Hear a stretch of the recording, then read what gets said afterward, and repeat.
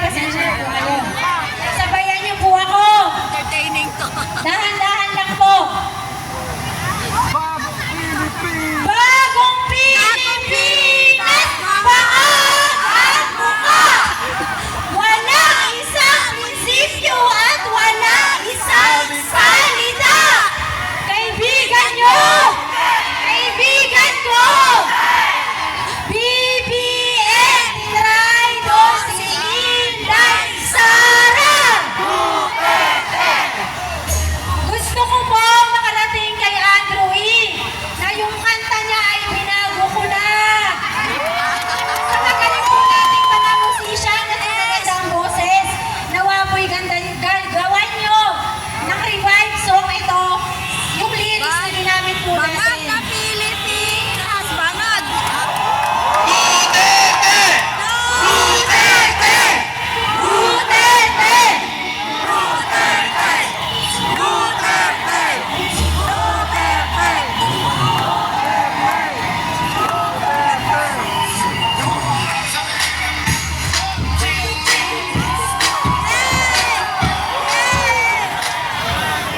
Okay!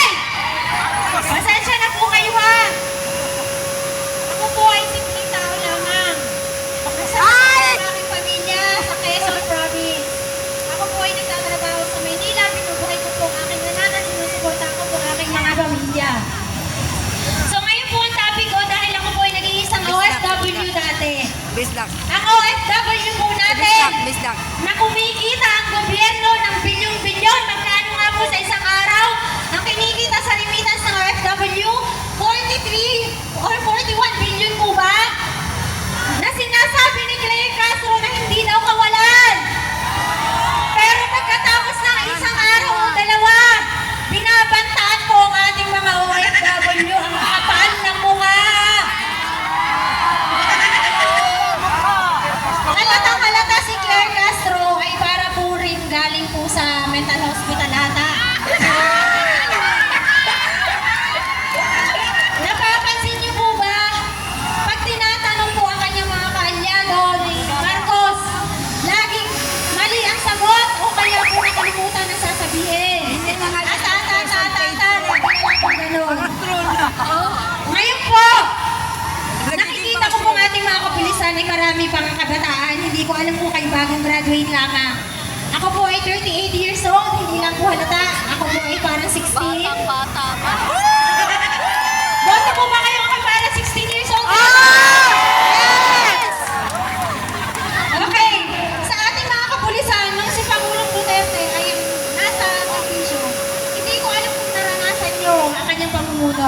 Binigyan pa Kayo ng baril. mismo makakapagkumpara sa pamumuno niya ngayon. Duterte! Duterte! Mga kababayan, palakpakan po natin si Tatay Ranay Ludovica! Duterte!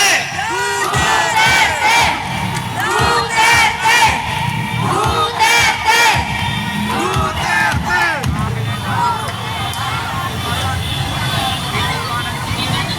Okay! O, tingnan niyo po muna isang 16 years old. Mag-focus po muna kayo sa isang 16 years old. Opo! So ngayon po itutuloy ko yung sa pamumuni ni Tatay Digong.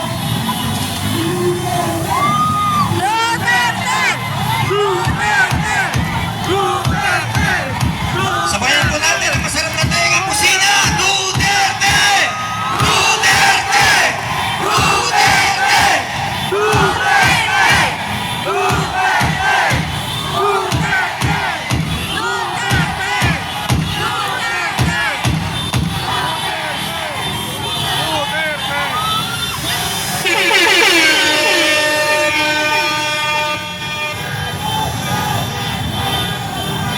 Okay! Gigil na gigil po ako kay Claire Castro, kaya balikan po natin si Claire! Claire Castro, ako po ay walang pinag-aralan sa batas. Pero hinahamon kita, kaya po kitang harapin sa debate.